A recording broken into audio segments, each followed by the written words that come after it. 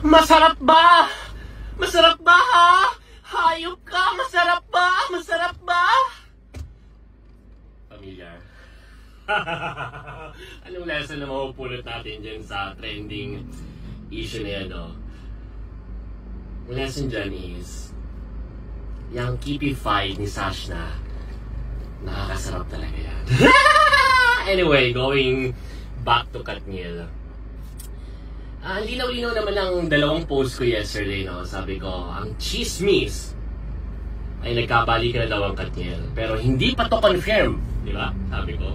And sa dulo pa nga, nagtanong ko, how true?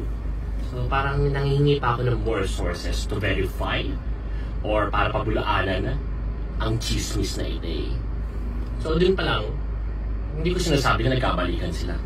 Di ba? Kung ang interpretasyon nyo ay sinabi ko na nagkabalikan na sila, then kayo ang nagpapakalat ng fake news, not me. Lilaw-lilaw eh. Word per word basahin yung mga posts ko. Nandun naman sa pangalawa, with my follow in Jeju, South Korea, anong sabi ko? Confirmed 99.9% na nagkaayos na sila. Nagka-reconcile na sila. Naku, dami nakakita. Mga hairstylist, ibang artista na nagkakausap sila sa backstage, sa dressing room, you know, and off work, you know, may mga lihim na pagtatagpo and everything else. Dami. So talaga nagkakaayos na sila. That's confirmed. So, wag niyong matawag-tawag ng fake news yung sinasabi ko. Baka bigla akong mag-upload ng video dito. Baka hindi mo kaya mother.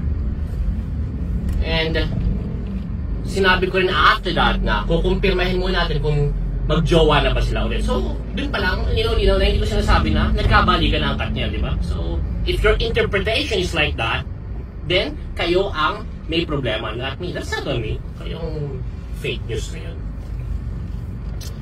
And, eto pa, Mars. Few weeks from now, or about few months from now, nilalabas na bagong kalaban ang Viva Max na platform, na kumpanya. And, I don't know kung is this the right time to tell you. Pero sige na, let's make every moment a perfect time, no? And yung kalaban na Viva Max na to, this company, this platform, one of their actors, one of their artists is me. Damn! From Pambansang Marites to Pambansang Bold, coming soon. Damn! Abangan nyo itong platform na to, ah. And I'm a bit scared or nervous and at the same time excited dito sa bago kong papasukin na mundo. I hope everything goes well with me. In Jesus' name I pray.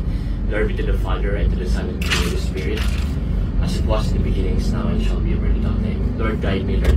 Sana huwag ako maging mukhang katawa-tawa at kahihayan. Bye-bye! Damn! Mars! Ano lang chika natin dyan? May bago na tayong bold? Charot!